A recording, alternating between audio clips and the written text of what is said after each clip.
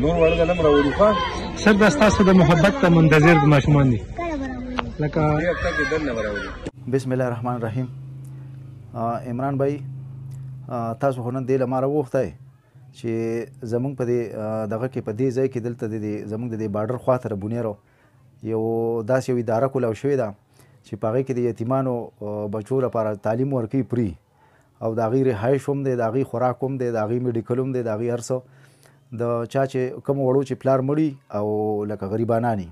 نو د هغې دپاره چې د 15 کالو نه واله د 10 کالو پورې په دې منځ کې د 10 کالو نه کم د 15 کالو نه بره نو د هغې دپاره ډېر یو زبردست جدید تعلیم هم دی او د آرمي په سکولونو کې دی او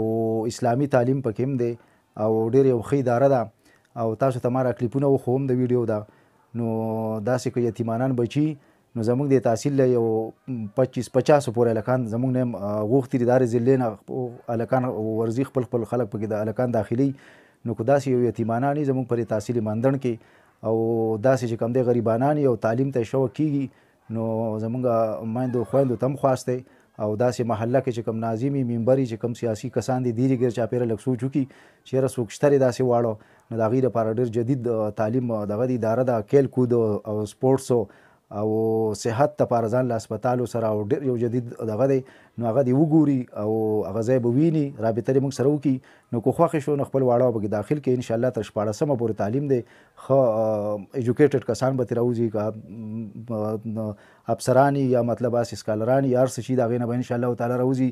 او دغه ده او که خوښې نه شو نو خیر دی نه دی داخلي او هغه ټیم کیدی شي د څور ورځې کې دلته راشي هم زموږ د میډم صاحب سره زموږ چې کوم ملګري دغه وي چې د میډم صاحب سره به هغه کسان راځي دلته ایسي صاحب سره